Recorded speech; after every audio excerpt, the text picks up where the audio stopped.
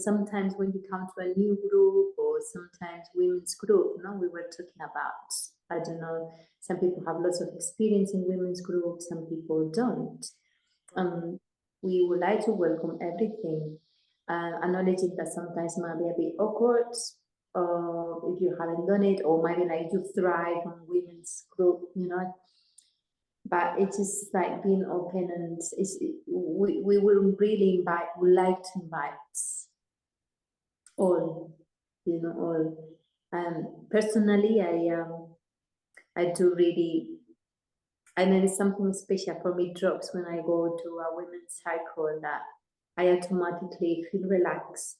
Maybe not before, but when I'm in there, something I'm like, I can relax, and I see all these women that are kind of mirrors or represent different things or just have curiosity. That's for me.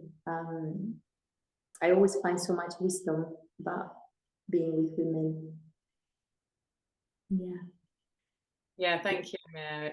It's so true. Like, I know my experience. It was always quite tough, actually, because I've come from being quite a lone wolf in my healing journey and going to things, but very much alone. So, like, it literally is a dream come true to be like hosting this with the two of you. I've had it on my vision board, sisters together, for a long, long time. And it took a while to come through because I was doing a lot of my kind of inner work and, journey and stuff alone.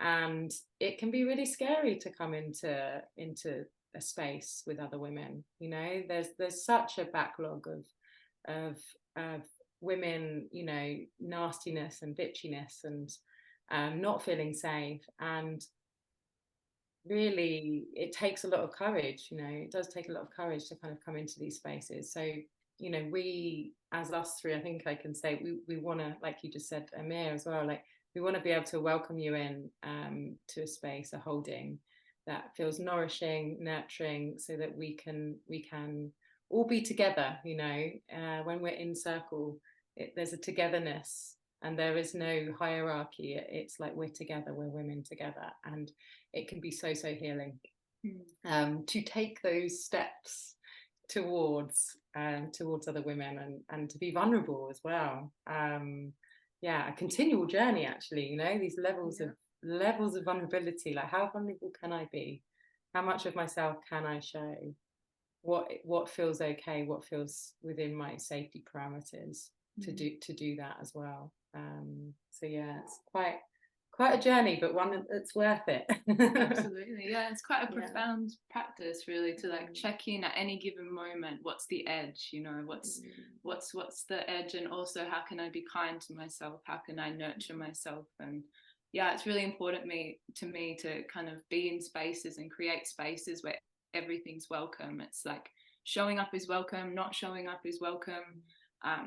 And kind of all different kinds of experiences, and honoring that, for like these two have said, like for some women it can be challenging to be in spaces where it's all women, and to honor kind of the context of that.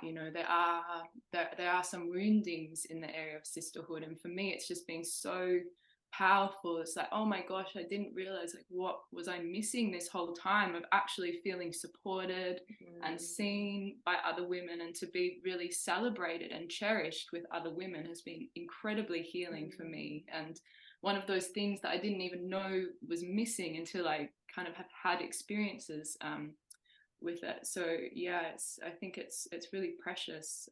I find all women's space is really, really precious. That's a lovely word, precious, isn't it?